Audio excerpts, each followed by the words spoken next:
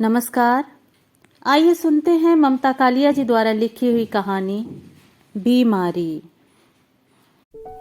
Taxi की आवाज सुनते ही मैं समझ गई थी कि वे हैं। उन्होंने पैसे चुकाकर सामान खींचकर नीचे डाला और ऊपर आ गए। भाई तथा पर्स और हैंडबैग से लदी दिखने वाली उसकी पत्नी। भाई ने अटैची मेज पर टिकाते हुए कहा, कैसी तबीयत है? कोई नौकर होगा सामान लाने के लिए? मैंने कमरे में नजरें घुमाकर देखा, नौकर तो नहीं है। वैसे जीना बहुत चौड़ा और नीचा है।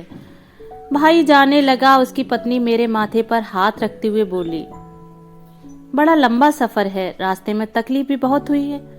तुम्हारे भाई तो कुछ करते नहीं। मुसाफिरों से जगह भी मुझे मांगनी पड़ी। मैं मुस्कराई। भाई होल डाल घसीट कर लाने में सफल हो गया था। उसने पत्नी से कहा, बस वह बड़ा ट्रंक ही लाना रहा है ना अब।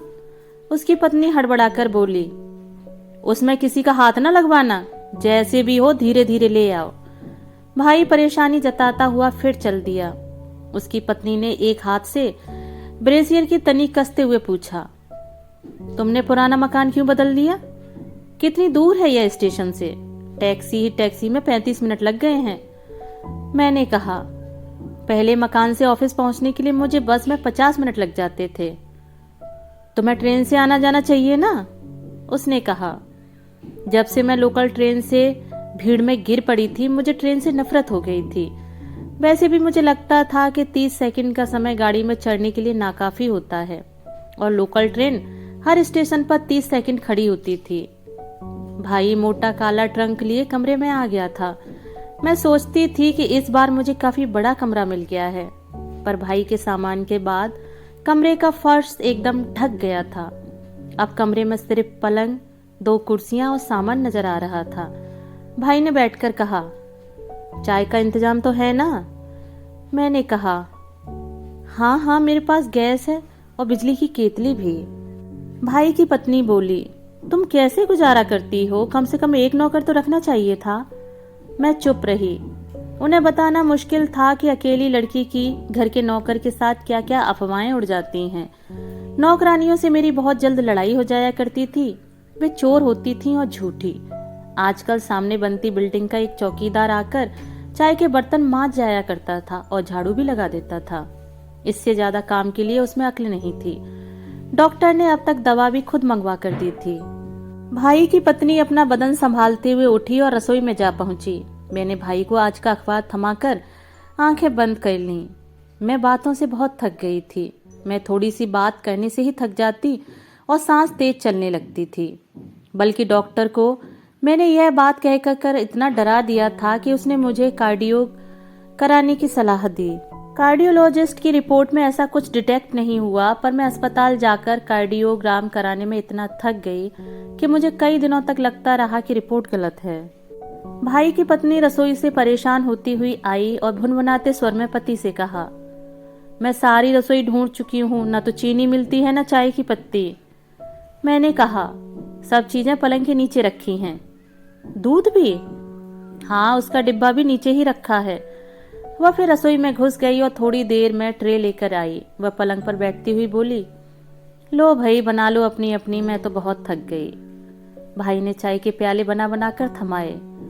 मैंने कहा, मेरे बीमार होने से आपको बहुत तकलीफ हो रही है ना? मेरा बदन बिल्कुल टूट चुका है, नहीं तो खुद उठती।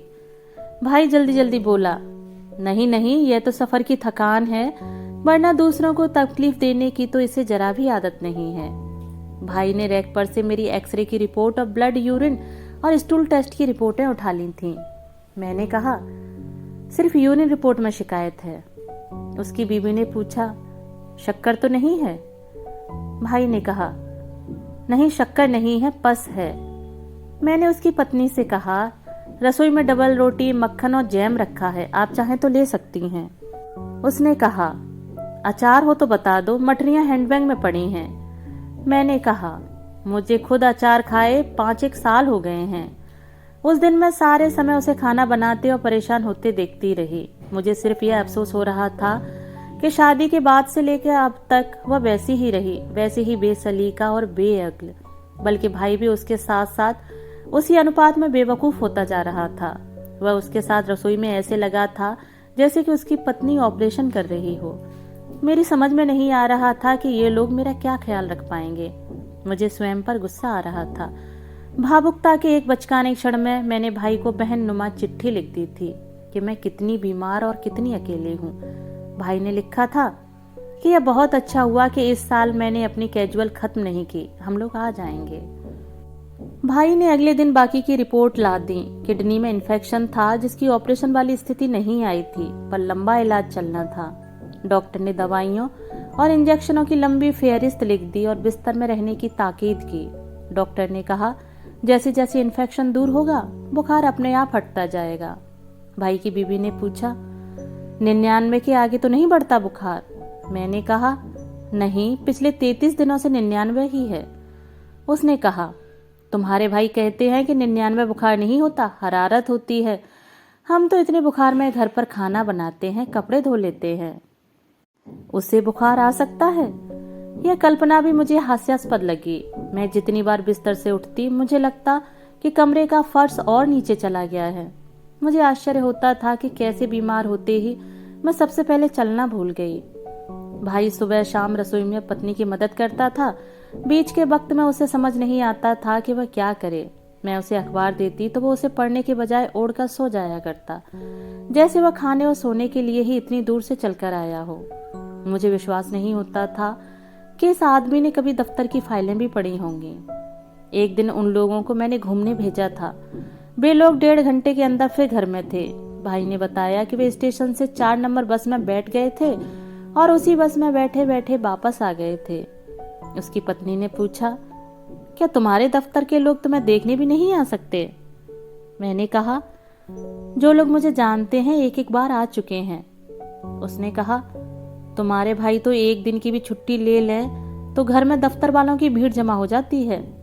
मैंने भाई की तरफ देखते हुए कहा सरकारी दफ्तरों में लोग ऐसे मौके तलाशते ही रहते हैं। पर भाई विरोध के लिए उत्तेजित नहीं हुआ। उस पर पत्नी के हाँफने के सिवा किसी बात का असर नहीं होता था। बीमारी के शुरू के दिनों में मुझे दफ्तर के 5 लोग एक साथ देखने आ गए थे। 5 आदमियों के बैठने की जगह कमरे में नहीं थी। वे सब विवाहित थे, इसलिए पलंग के किनारे बैठना उनके विचार में अनैतिक था। आखिर उन लोगों ने मेज से दवाइयों की शीशियां उठाकर मेज खाली की और 2 आदमी उस पर पैर लटकाकर बैठ गए। वे सब दफ्तर से सीधे आ गए थे, अपना अपना बैग और छाता उठाए।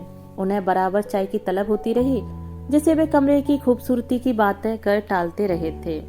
उन्होंने रेडियो चलाया था और डिसूजा रसोई में सबके लिए पानी लाया था। मुझे बराबर बुरा लगता रहा था कि उन लोगों ने मेरी बीमारी की बाबत पर्याप्त पूछताछ नहीं की। वे आपस में ही बातचीत करते रहे थे। बिस्तर पर पड़े पड़े और डॉक्टर के नुस्खे से ले लेकर मुझे अपनी बीमारी खासी महत्वपूर्ण लगने लगी थी। मैं चाहती थी कि विस्तार से बताऊं कि बीमारी कैसे शुरू हुई और इस बीमारी में सुधार की रफ्तार कितनी धीमी होती है। बावजूद इसके कि अब तक 155 रुपए की दवाइयां आ चुकी हैं और 125 रुपए एक्सरे में लग गए।